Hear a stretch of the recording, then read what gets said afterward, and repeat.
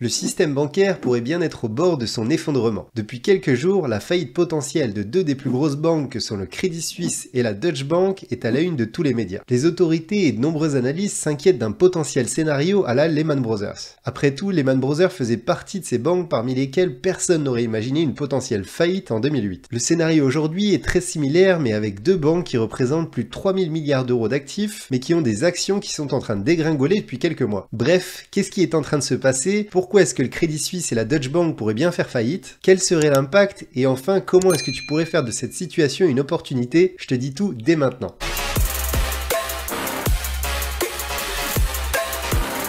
Le Crédit Suisse est l'une des banques les plus importantes au monde avec plus de 1600 milliards d'actifs sous gestion. Elles font partie des banques qui ont un rôle systémique mondial. Ça veut dire que si le Crédit Suisse tombe, c'est tout le système financier qui risque de tomber avec elle. Bref, c'est le genre de banque qui pourrait nous faire dire qu'elle est bien trop importante pour faire faillite. Et pourtant, quand on regarde la partie un peu moins rose de l'histoire, on voit que le Crédit Suisse a trempé dans de nombreux scandales. Par exemple, en 2014, lorsqu'elle a été condamnée à payer 2,6 milliards de dollars pour avoir aidé des citoyens américains à dissimuler des comptes à l'étranger. Ou en 2018, lorsqu'elle a été condamnée encore une fois pour des faits de corruption. Le Crédit Suisse a aussi pris des risques inconsidérés en 2021 et a perdu près de 10 milliards de dollars en investissant dans la société Greensill qui a fait faillite, et elle a aussi perdu 5,5 milliards de dollars en investissant dans la société Archegos qui a elle aussi fait faillite. Passons maintenant à son voisin la Deutsche Bank, qui a exactement le même profil. Un poids énorme sur le marché avec plus de 1600 milliards d'euros d'actifs sous gestion et encore une fois un rôle systémique majeur. Mais comme pour le Crédit Suisse, la Deutsche Bank a aussi son côté sombre. Elle a notamment été condamnée à payer une amende de 6,7 milliards d'euros d'amende pour avoir joué un rôle majeur et irresponsable dans la crise des subprimes en 2008.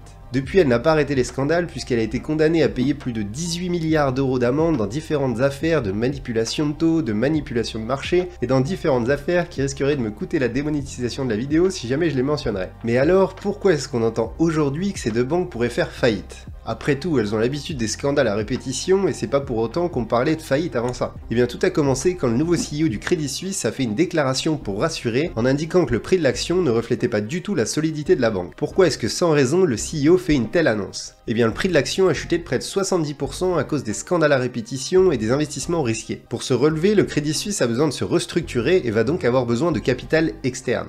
Tiens, ça me rappelle une petite histoire.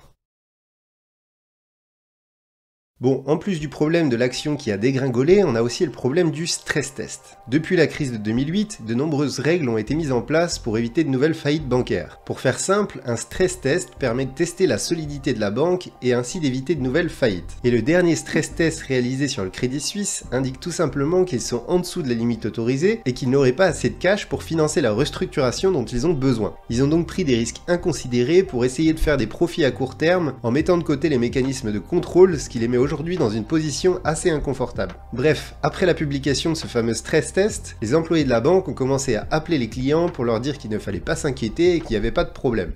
C'est de plus en plus louche cette histoire. Comme vous pouvez l'imaginer, ces appels ont eu totalement l'effet inverse. La panique a commencé et pour la plupart des investisseurs, cette restructuration n'est qu'une dernière action désespérée pour pouvoir essayer de sauver le Crédit Suisse. Internet a alors commencé à s'enflammer et c'est là qu'une autre information est apparue, le niveau de défaut de crédit du Crédit Suisse. Le défaut de crédit est un dérivé financier qui donne la possibilité à un investisseur d'échanger ou de compenser son risque de crédit avec celui d'un autre investisseur. La valeur d'un défaut de crédit augmente lorsque les investisseurs sont préoccupés par la santé financière de la société adossée au contrat. Et c'est justement ce qui commence à alerter les investisseurs, car les scores affichés des défauts de crédit adossés au Crédit Suisse sont similaires au niveau atteint par la banque au cours de la crise de 2007-2008. Autant vous dire que ça ne sent pas très bon. Concrètement, personne ne veut prendre le risque d'assurer leurs dettes.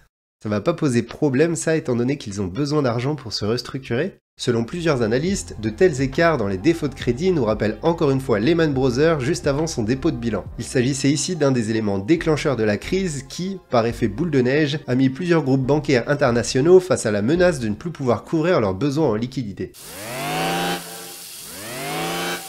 Pour résumer, on a une entreprise qui investit dans n'importe quoi depuis plusieurs années, Une action qui a complètement dégringolé, un CEO et des employés qui ont créé un effet de panique, un besoin de cash externe pour sauver la banque, et plus personne ne veut assurer leurs dettes ou leur prêter de l'argent. La Deutsche Bank est dans une situation similaire avec une action qui s'est complètement effondrée à la suite de mauvais investissements réalisés au cours des dernières années. La même question se pose encore une fois avec la potentielle faillite de la Deutsche Bank et encore une fois un risque systémique. Mais alors, quel serait l'impact d'une potentielle faillite de ces banques? Le premier impact serait bien sûr une perte d'emplois massive. Lorsque Lehman Brothers avait fait faillite, c'était plus de 50 000 emplois qui avaient été perdus. Aujourd'hui, le Crédit Suisse et la Deutsche Bank représentent 50 000 emplois pour le Crédit Suisse et 83 000 emplois pour la Deutsche Bank. Les conséquences seraient donc catastrophiques. Mais en plus de l'impact sur ces banques et les employés, il y a un risque systémique d'autres faillites. Lorsque Lehman Brothers avait fait faillite, c'était plus de 75 autres entreprises qui avaient fait faillite par la suite. On se retrouve aujourd'hui dans une situation très similaire aux jours qui ont précédé la faillite de Lehman Brothers, avec notamment l'annonce de sa restructuration quelques jours avant son dépôt de bilan. La seule différence avec Lehman Brothers est que Lehman Brothers représentait un quart du Crédit Suisse et de la Deutsche Bank réunis. Les conséquences pourraient donc être encore plus désastreuses pour l'économie mondiale. D'autant plus que ces deux banques sont listées en tant qu'institutions financières systémiques. Elles font donc partie des plus grosses banques mondiales et leur chute pourrait donc entraîner tout le système financier avec elles. Pour conclure, il y a bien un risque important pour l'économie mondiale. Néanmoins, de nombreux analystes indiquent que l'on ne peut pas faire le rapprochement avec 2008 et qu'une telle crise ne pourrait pas se reproduire. Le Crédit Suisse a encore des cartes à jouer et a commencé à les dévoiler en revendant par exemple son prestigieux hôtel d'une valeur de 300 millions d'euros. Elle a aussi annoncé le rachat de 3 milliards d'euros de sa dette pour réduire son risque. Et si malgré les efforts du Crédit Suisse et de la Deutsche Bank, elle n'arrivait pas à surmonter ces épreuves, l'Europe les laisserait sûrement pas tomber. Le gouvernement américain avait voulu faire de Lehman Brothers un exemple en 2008 en laissant la banque faire faillite mais n'avait pas anticipé toutes les conséquences catastrophiques sur l'économie mondiale. Aujourd'hui, les leçons ont été tirées et un potentiel scénario à la Lehman Brothers reste quand même donc à contraster. Maintenant, si vous voulez vous préparer à un potentiel scénario catastrophe, je vous laisse aller voir ma vidéo dans laquelle je vous explique comment se préparer à un potentiel krach boursier. Et moi en attendant, je vous dis à bientôt pour avancer ensemble vers votre liberté financière.